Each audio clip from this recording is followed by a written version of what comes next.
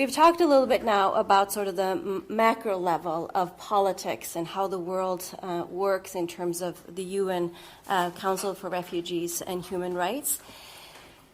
I think in Thor Heyerdahl's spirit, we also want to think about how can each one of us be an agent for change.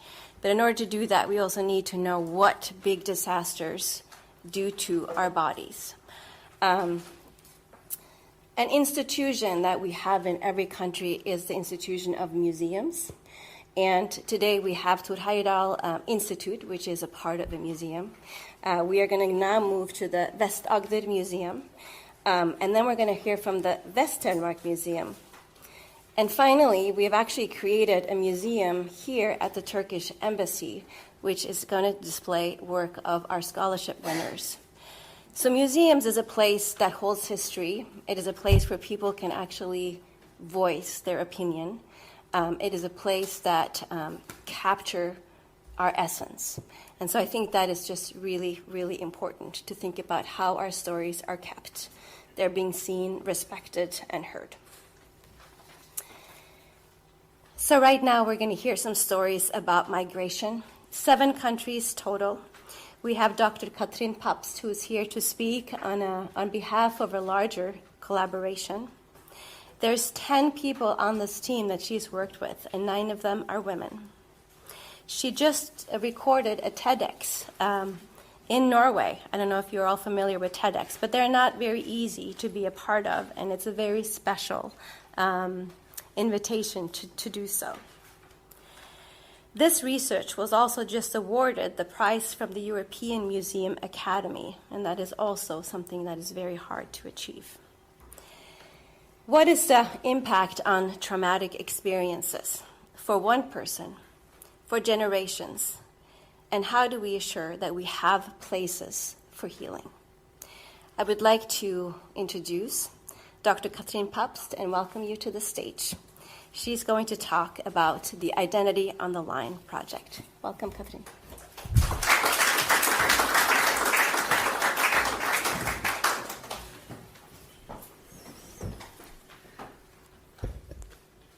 Dear Ambassador Corman, dear Excellencies, does it work? Dear distinguished guests, it's a huge honor for me to be here today, and I thank the organizers, Thor Heyerdahl Institute, for the kind invitation. Actually, today I'm ambassador as well, not in politicians, not in the big questions about nations, about ethnicity. Today I'm ambassador, me and my colleagues are ambassadors for the migrants themselves. And we are ambassadors for the long-term consequences of war. Because we often forget that it's not only the migrants themselves who might face a lot of trauma, it's also their kids and grandchildren. And I would like you to join me today in some stories about the experiences of former migrants and how the trauma of the past still affects the present. My talk had 3 parts. I will shortly start with the introduction of the project. Then I leave the floor to my colleagues who are only digitally here, who will talk about their migration processes in their countries. And afterwards, I will sum up with being very dutiful and say something about how our project fits the Sustainability Development Goals. So, who are you and what makes you you? Who has the power to define your identity, make you feel like you belong or in turn like you don't? We heard about nations. We heard about that you have could have a lot of identities. And the question for me and my colleagues was, who defines your identity? Do you have the power or is it the group around you? Actually, mostly it's a group around you, and that's what's so dangerous. Ethnicity is a part of your identity, but it focuses even more on your cultural belonging, and therefore the social groups are so important. Okay, let's see if it works. It works. Very shortly, you don't have to read all this, and you will see a lot of pictures and get a lot of quotes, so don't bother to read everything. I just want to give you a short introduction. Identity on the Line is a large-scale European project co-funded by the European Union. We are 7 European countries, and we wanted to look at migration processes which until today are taboo related in the countries. Until today, it is not talked enough about these migration processes, and that makes it necessary that the migrants themselves have an ambassador, because in many cases they don't dare to talk about what is happening. And I would like to challenge all of you while listening to me. Where are the stories in your own family which still are not addressed, which also do something to your identity, where you still are struggling yourself with finding your identity? Let's see. I will shortly present the 7 countries, and later on my colleagues will take the floor themselves. In Norway, we have, and I'm a German myself, so it was very special to talk about this and to work with this subject here in Norway. In Norway, we are working with the long-term consequences of the German occupation during World War II, which still today affects the family massively. I mean massively. In Denmark, this is not working very fastly.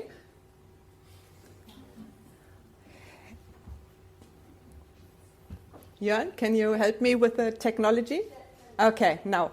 In Denmark, my colleagues are working with the long-term consequences of the migration from Greenland to Denmark after 1945. In Sweden,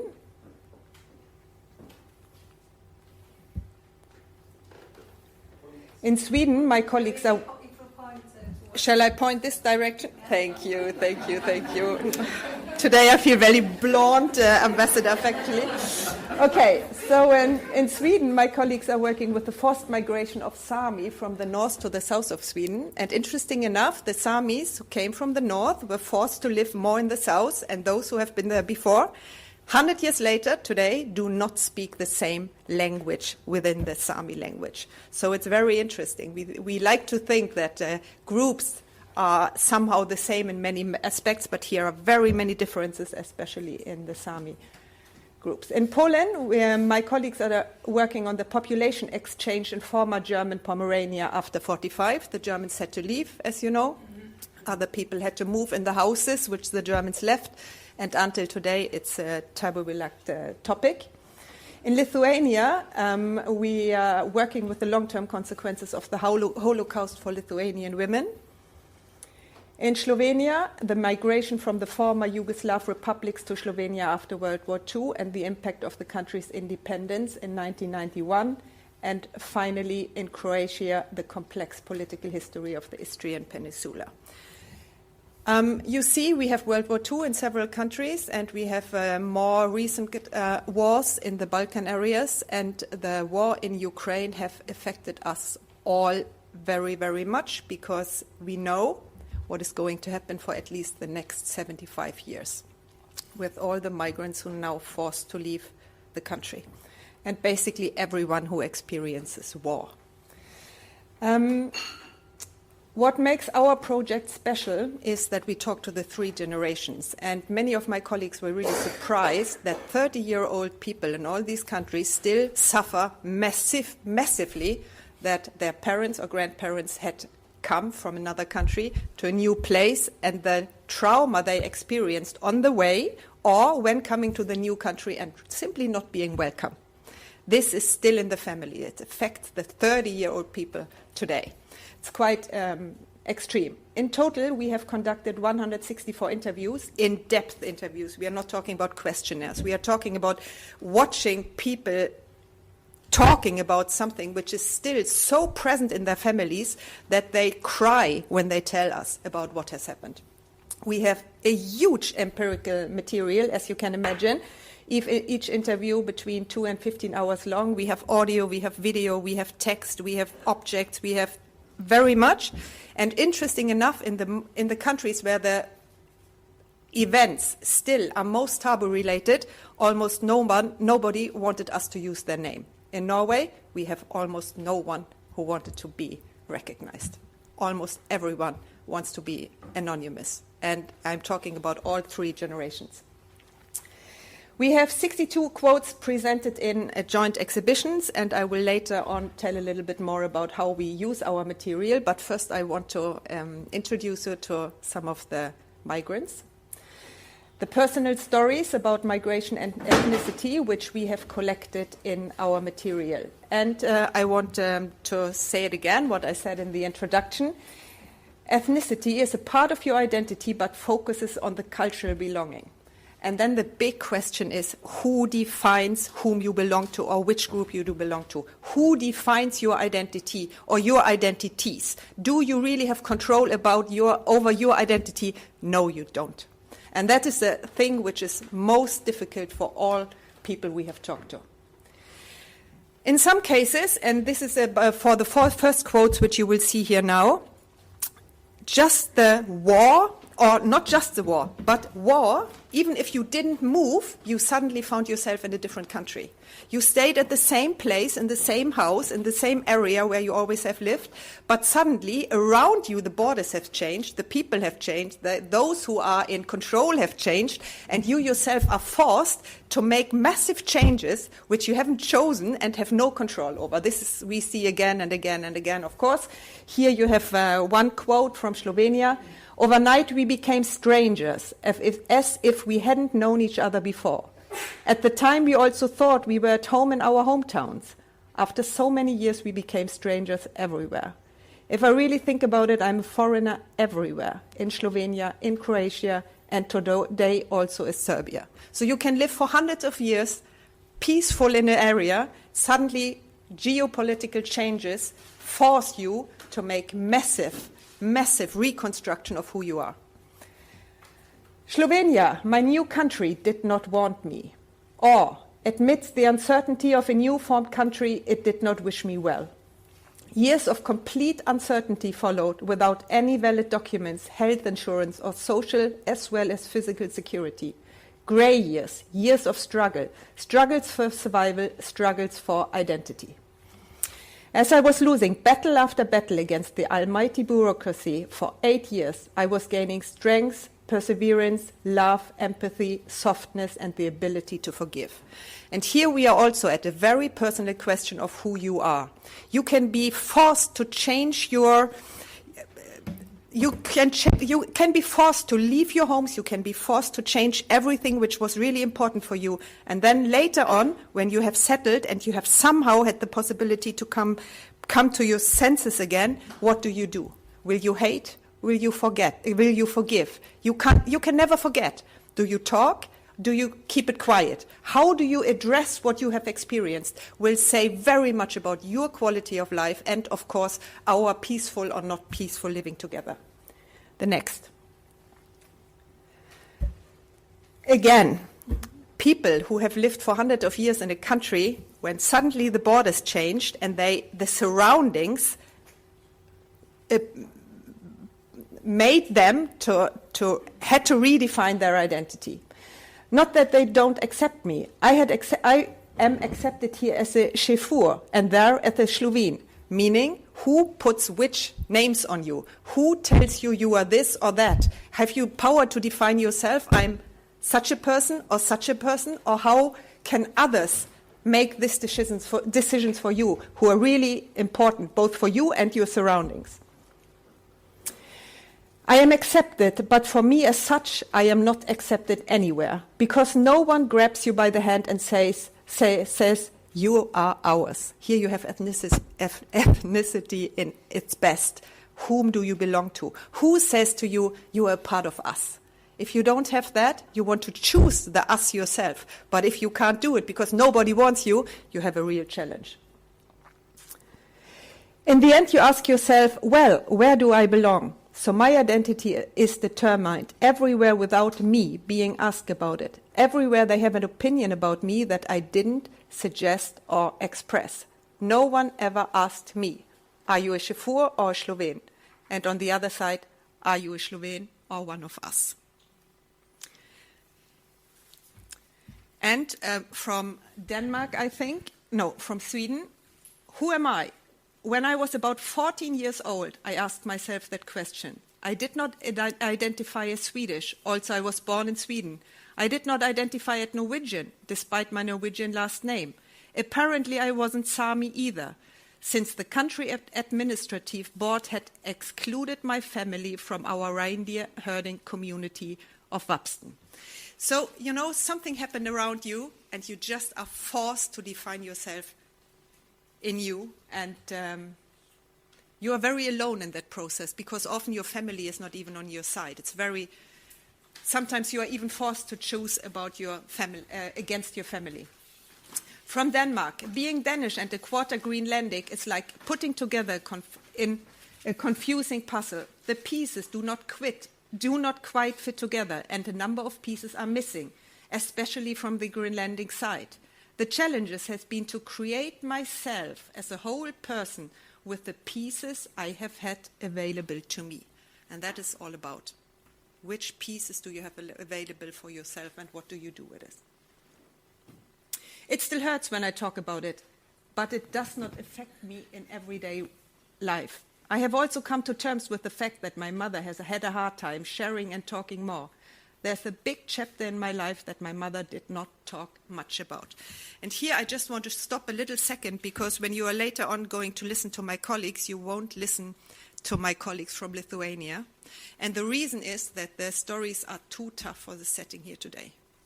The stories are too tough in the setting of Ukrainian war, which we are facing, the messages we see as social media, and the compassion we all feel for the people who are hit by the war in Ukraine. Because when my colleague talked to the people, women who had been actually in the concentration camps, to their children and their grandchildren, and what war as such and for the Jewish community meant, she was devastated. She was sick for many months, because you can't cope with only hearing the story. You can cope with you experienced it. You can't share it. So the generation who had been in the concentration camps, who my colleague interviewed, they had never shared their story before. That kids didn't know, but their kids said, we have felt it our whole lives, but nobody wanted to talk about what has happened. And this silence has shaped us more than we thought was possible. And one more from Denmark. I think I will soon stop with my quotes. I was a Dane who was not a real Dane. I had no contact with Greenland, and therefore I was not a real Greenlander either. I was in no man's land somehow I felt that I have been in that no man's land for most of my life. I grew up in southern Jutland in Denmark. I always felt like I had to wear a mask to fit in. As a child, there were not many with an ethnic background other than Danish in southern Jutland. So people looked at me, I was different. And then, of course, we can imagine that sometimes you can see where someone comes from, sometimes you can't see it.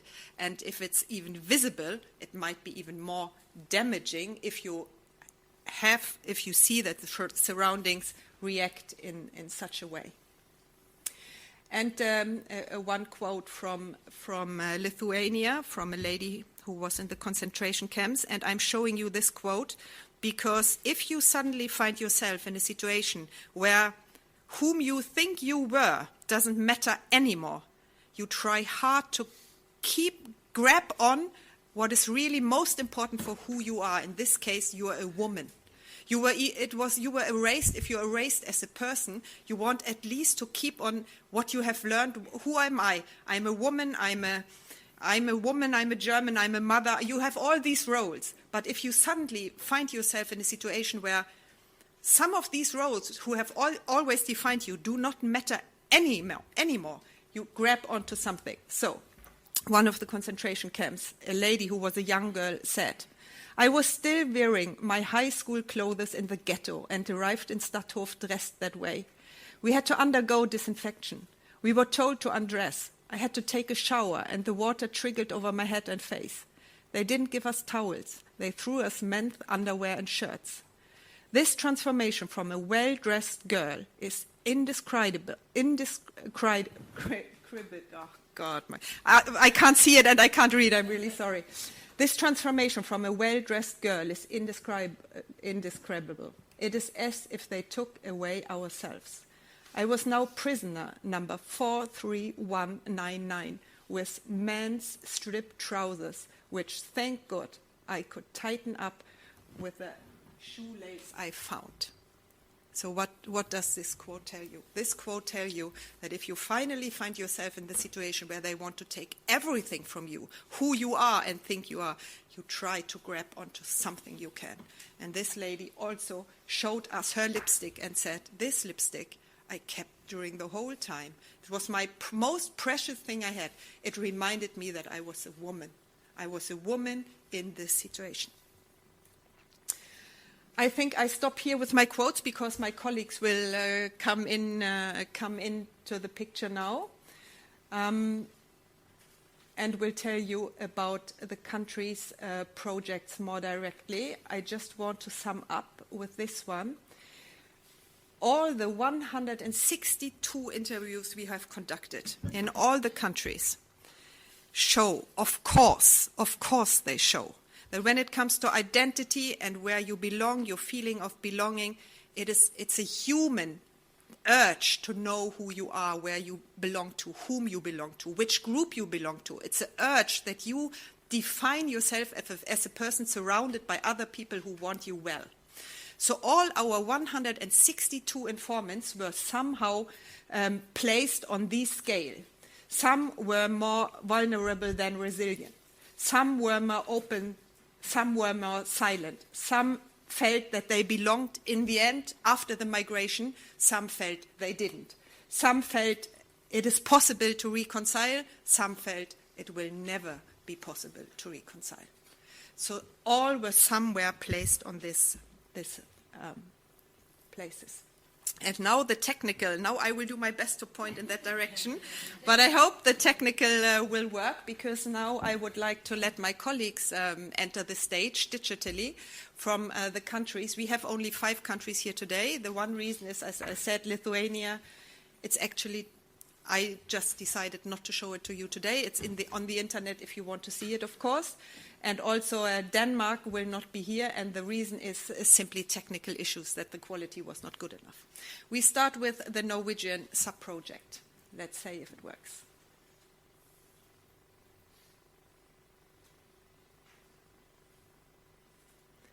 Jørn? Help! Could you put the Norwegian on?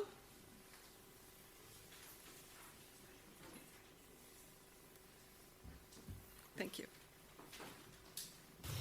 My name is Gunnhild Aabye, and I'm representing the Norwegian project called Keep It Quiet, led by the Vest-Agder Museum. In our project, we are focusing on the long-term consequences of the German occupation during the Second World War. Between 1940 and 1945, 500,000 German troops were at some point posted to Nazi-occupied Norway, a country with a population of barely 3 million people. The Germans interacted with the local communities in various ways. They recruited political sympathizers and punished their opponents hard and brutally. They signed up Norwegians to build roads and military installations, fell in love with Norwegian girls, and got married. Nearly 80 years later, there are still many who struggle to come to terms with what happened during the war, even the generations who haven't experienced the war themselves. That's what the Vest-Agder Museum investigated in this project. We have talked to people from 3 generations. 21 of them have given us permission to tell their stories in our exhibition. Most of them wanted to be anonymous. Many of the informants tell about considerable challenges in their lives. There are stories about sorrow, shame, anger and loneliness, guilt, grief, isolation. Like our 94-year-old informant who fell in love with a German soldier. She got married and they were transported to Germany after the war, got a son who was ill. Due to harsh living conditions in post-war Germany, she had to divorce her beloved husband and return to Norway to save her son. There she married a Norwegian and lived a lonely life, she says. In the village I was non-existent. I had nobody to talk to. Who could that be in the little village where everybody knew what I had done? I had this hatred inside me, that I was good for nothing. But I have never been a German tramp. I was a Norwegian woman who fell in love with a German and he loved me. There is nothing wrong in that. Another example is the 70-year-old son of a Norwegian front fighter on the Eastern Front. He says, everybody could tell her what their fathers had done, but not me. Later the feelings of shame changed into restlessness and insecurity. Would anything new pop up? There are still things I will not talk about. I have a feeling that what I tell also reveals something about me. In our project, the concept of secrets versus openness has played an important role. Our informants tell about parents and surroundings that have kept valuable information secret, often as a result of the above-mentioned factors like sorrow, shame, anger, guilt and grief, feelings that could be transferred to the next generation in various ways. Not being told profound information of one's own life and background has had decisive consequences for the informants. It became difficult to mold one's own identity when pieces in the puzzle were missing.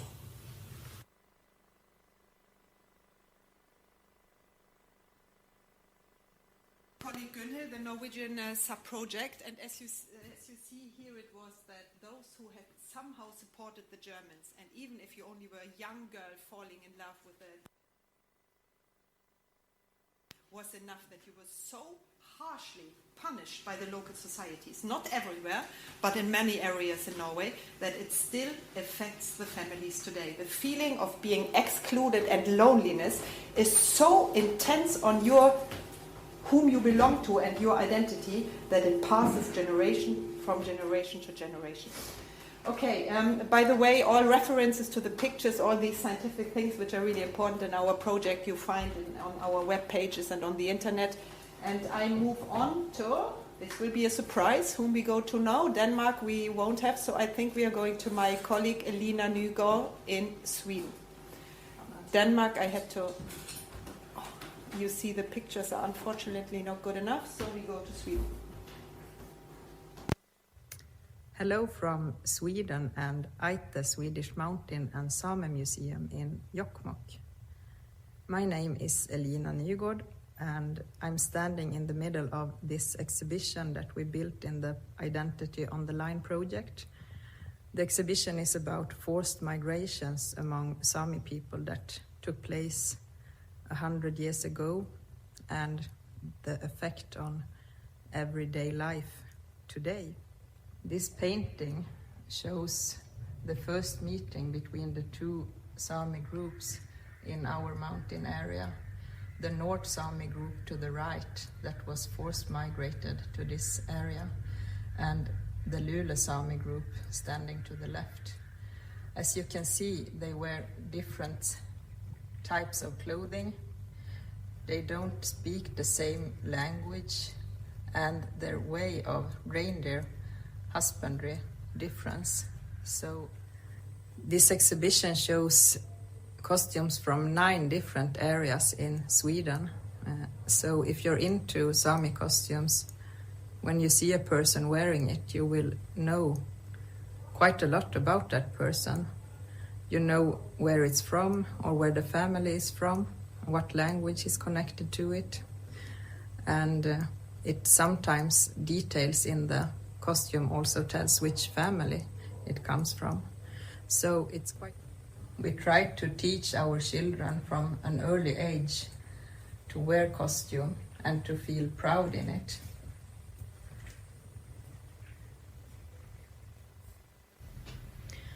Many conflicts in Sápmi today still is about land rights. It's an ongoing process that hasn't ceased today. This glass statue, made by Thomas Kohl Bengtsson, is about the feelings arised by being cut off from your land and your reindeers, a feeling of split identity.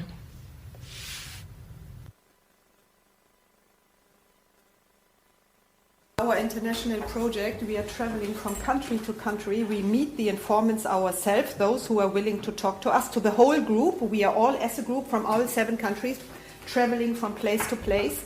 And it really makes an impression on you when in 2022 you meet people who say, we are talking about something which is happening today, here and now. This is not something which was happening 40 years ago, 50 years ago. It is ongoing here and now. And if we remember that in some way or another we are all actually, as we know, migrants or descendants of migrants, this is a complexity in all of us and in all societies which is intense. Okay, next one.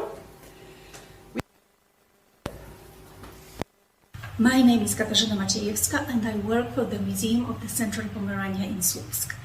The migration process we have been studying is about almost total exchange of the population of the Pomerania after the Second World War.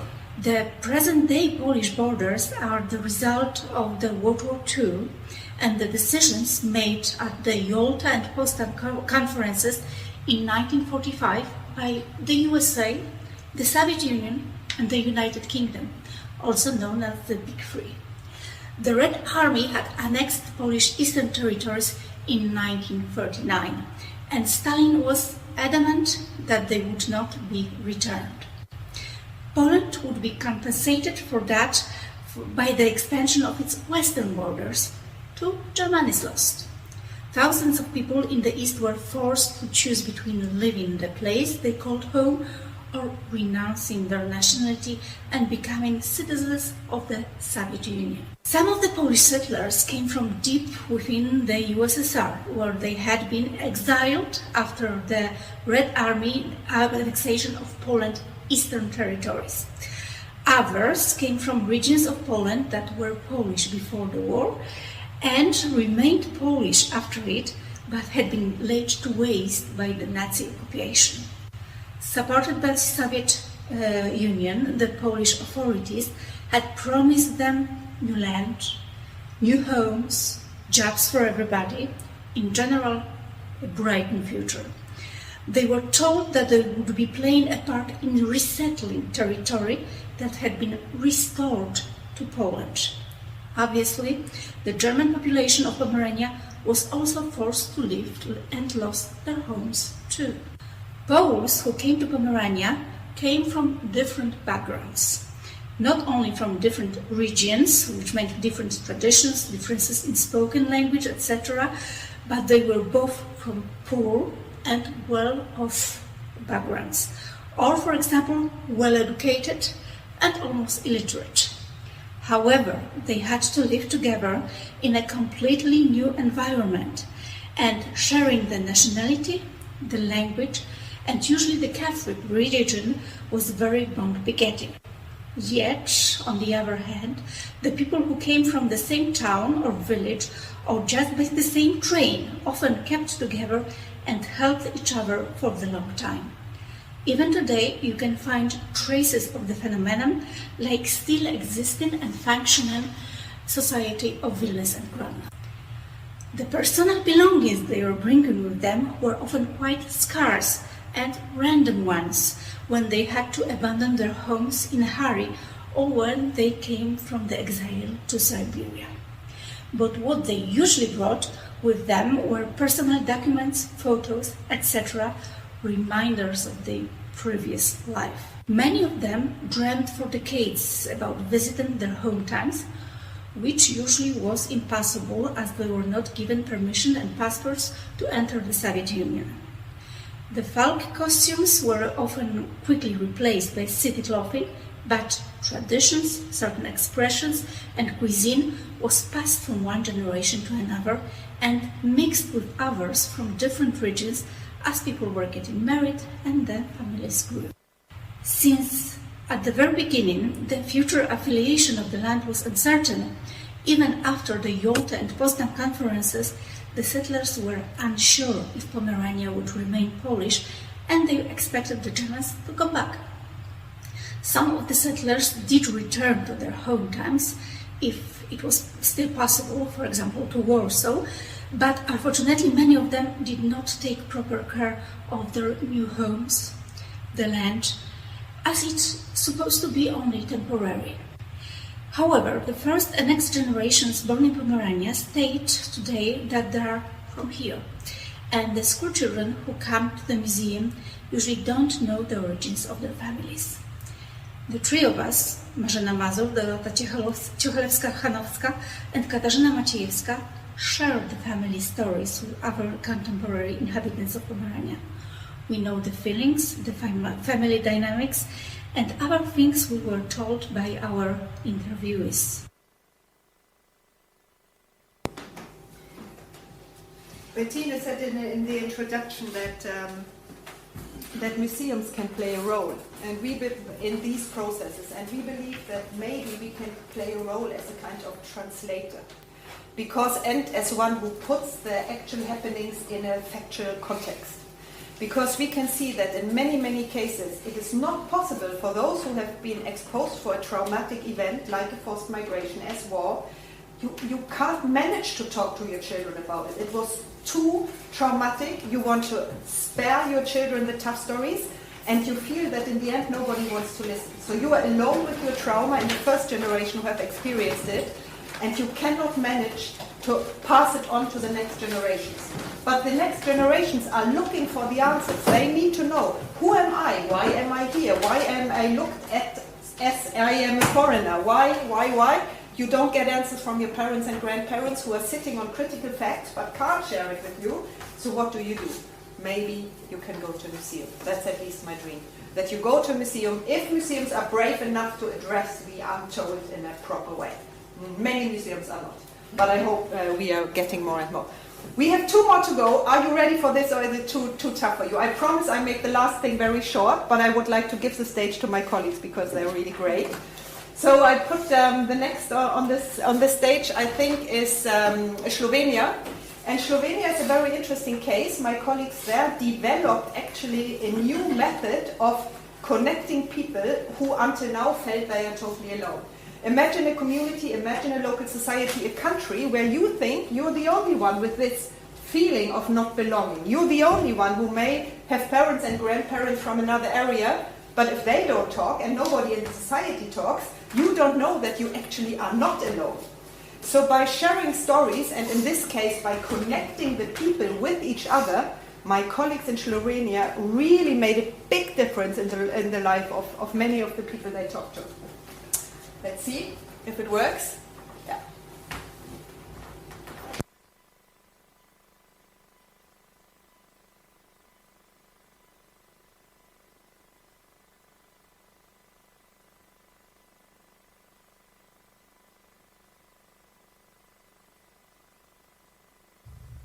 Hello from the National Museum of Contemporary History in Slovenia. My name is Katrin, and I'm going to give you a brief overview of the participatory approach to exhibition building we developed within the large-scale Creative Euro project titled Identity on the Line. In 2001, the National Museum of Contemporary History opened a temporary exhibition titled Up You Go! Stories about Identities on the Line. The exhibition incorporated oral history methodologies and was based upon the personal stories of 14 informants and their descendants. It presented the migration process that brought almost 300,000 people to Slovenia from the former Yugoslavian republics in the period after World War II. Despite having been the subject of numerous academic research, it was the first time this migration process was presented within a National Museum's exhibition. This might be partly attributed to the public discourse regarding the newcomers, which emerged in the years leading up to the dissolution of Yugoslavia and its aftermath. They were increasingly positioned as a homogeneous other, often equated with the political and ideological Yugoslav system from which the newly independent Slovenia sought to distance itself. Discriminatory treatment, ethnic prejudice, and stereotypes had an undeniable impact on these communities, culminating in the Affair of the Erased when 25,671 people of non-Slovene origin were erased from the permanent residence record, losing all the rights they had hitherto enjoyed. Fractions also arose within individual communities that were affected by ideological conflicts and the divisions of the Yugoslav wars that were fought on and off for almost a decade. In recent years, the stigmatization of individuals and groups with immigration background is resurfacing in Slovenia and other European countries as well, contributing to a climate of exclusion and scapegoating which is being expressed at a societal as well as on a political level. It is therefore not surprising that the informants involved in the exhibition Up You Go were often reluctant to share their stories publicly. The reasons were varied. Some cited pressure from family members, others were advised to not provide details related to their experience of the war in fear, 30 years later, of possible retaliation. Others were worried that their own multifaceted and diverse experiences would be reduced to damaging and trite stereotypes. Besides highlighting the sensitivity of the topic, these attitudes speak to a sense of discomfort with public exposure of an immigrant identity, pointing to a discrepancy between individual and collective values, and at the perceived inconsistencies of the museum as an institution bearing collective values and exerting institutionalized cultural power. At this juncture, several ethical and technical questions emerged. How to interpret and present the material collected with recordings lasting several hours in certain cases, in a museum setting, while respecting, on the one hand, the authenticity of the stories collected, while maintaining the confidentiality and security of the informants, and on the other, ensuring the accessibility and enjoyment of the content by the public. The curatorial team postulated that by increasing the participation of the informants in the design process, by creating the exhibition in dialogue with them and not about them, we could open the space to talk about sensitive experiences as well as give the informants the tools and the power to make informed choices about the way their stories would be presented within the exhibition. Looking closely at the participatory museum theory posited by Nina Simon, as well as the theory of museums as social arenas, the curators devised a system that took the informants through several rounds of consultations and a series of experimental and experiential joint creation workshops. With the help of an expert in theatre improvisation, the members of the project group, together with the participants, explored the museum, the exhibition, and the elements of storytelling, offering an insight into the exhibition process and how people perceive other stories. The curatorial team also actively participated in all the exercises and shared their own personal stories with the participants, who then stated that they had gained a strong sense of being an active joint creator of the exhibition. The role of the curatorial team expanded beyond collecting, cataloguing, and displaying artifacts. It encompassed encouraging mutual learning, providing insight into the process of exhibition making, building mutual trust, and empowering the informants by giving them control over their own story, and made them aware of the curatorial aspect of the exhibition making process. The end result? The exhibition was received favorably. The informants and visitors alike found that the exhibition did not homogenize the different individual views and experiences, but showcased consistencies as well as contradictions. A poll circulated among the informants showed that the experience had been overwhelmingly positive. They reported satisfaction in having been able to talk and contribute their stories to a topic they felt has long been overlooked. Thank you for your attention. Presentation as such, so I asked her, how did you do this technical stuff? I want the same. But of course it's in this, okay. I have heard many times now I should stand here, sorry, Jörn, sorry. It's of course about including people, because who are we in museums that we can tell the stories about others' identity and whom they feel they belong to. I don't know that. I have only technical skills as a museum professional. We need the people. But if the people want to be anonymous because they don't dare to show their faces, you have a challenge. And this was a challenge at our place. We have a last one, and then you can take a breath, and I will sum up in a good and short way, I promise. So we have a last one from Croatia. We from the Ethnographic Museum of Istria, which is in Croatia, have been researching the phenomenon of so-called Istrian exodus. It is all about people who left Istria after the Second World War because of crucial changes in everyday life, in political life, in the ideology that ruled then Yugoslavia, including Istria as well. We didn't stop just researching those who left. We were also interested in those who stayed and who were of Italian origin, of Italian culture and language. Those who left were mostly Italians, and they settled down in Italy after spending some time in various camps. Both those who left and those who stayed have shared the same feeling about homeland that suddenly crucially changed. Homeland that was the same physically, but everything else changed. They felt like strangers in their own country. Those who left organized some associations, some clubs where they hanged together when they shared their memories, bitter memories, traumas. And there are many books that were written about that, but we endeavored to pay attention to those who stayed as well, and the relationship between those who stayed and those who left, because their relationship wasn't easy either. We also included the second and the third generation of both groups.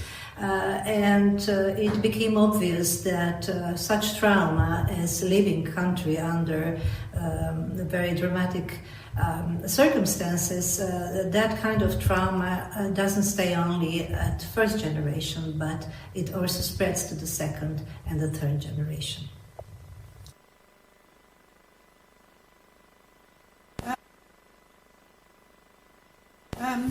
These were my colleagues, as you heard, almost all of them, and you find, as I said, more information about the background material and them, of course, on the internet. What we are doing with this material, and I just want to sum it up because then I come to my point, how much the reach out surprised us. These traumas of forced migration and war, they are everywhere. I mean everywhere. And it's almost like we started something and then we can't follow it up because our project is soon over. But the people now see that how many had the same experiences and want to start sharing their stories. And we say, thank you very much, but we have already 164 in-depth interviews. It's enough. Okay, but shortly summed up before I say a little bit more about that, we have, of course, scientific articles. We have 8 exhibitions, one of them traveling through Europe right now. Digital exhibition where people can share their stories, also others. We have produced 9 movies, and I have to say this was challenging because of the language. We are 7 European countries, 7 European languages, plus English. Everything you do in 8 languages, that is a challenging thing. We have guided visitors to places of rememberings, workshops, lectures, and so on and so on. And we are developing school packages, which I think are extremely important because it's the young people we have to talk about. I just want to stop here, very, very short moment, because this is what I just said. After we started working on this, we had so many inquiries from people who want us to have a lecture. They want to talk to us because this is everywhere. Hopefully, we get the possibility to show our exhibition for 6 months besides the European Parliament in Brussels next year with a side program for 6 months. And our goal is to actually reach out to the parliamentarians of the to the members of the European Parliament and say, listen, This is what we found in our research. 3 generations of people in 7 European countries. Trauma goes in generation. It doesn't disappear. We need massive action to stop the trauma transfer from one generation. One thing is the migrants, and the children have, of course, the worst conditions ever.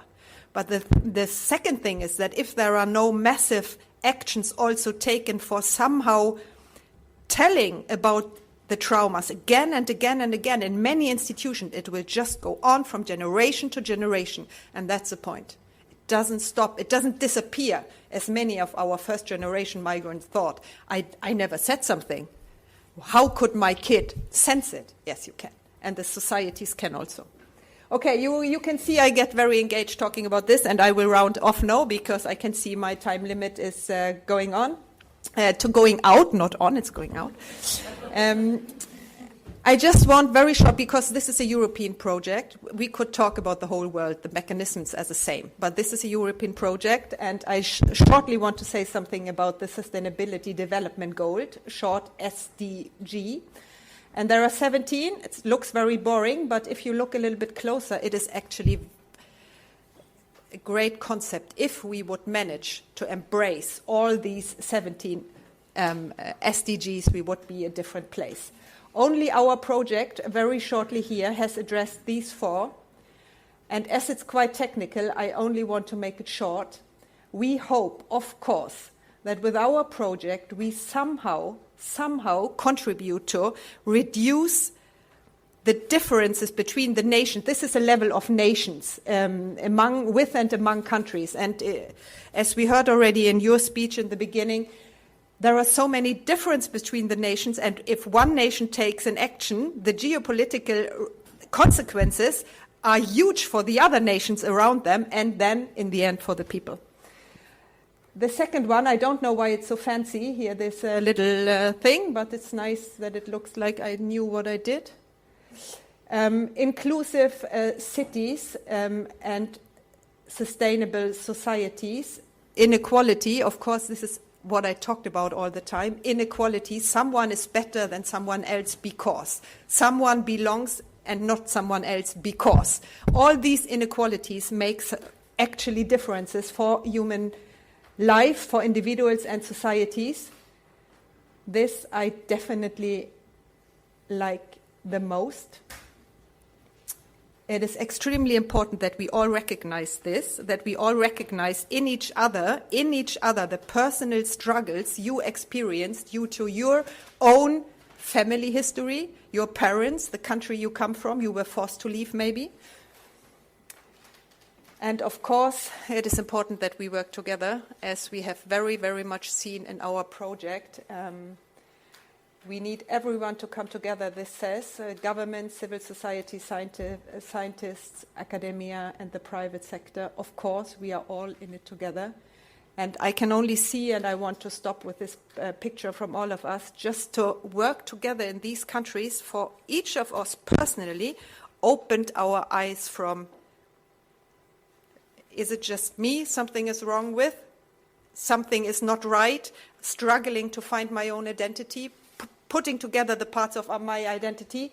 Or are we actually all doing the same? Somehow we are just not talking about it. Thank you very much.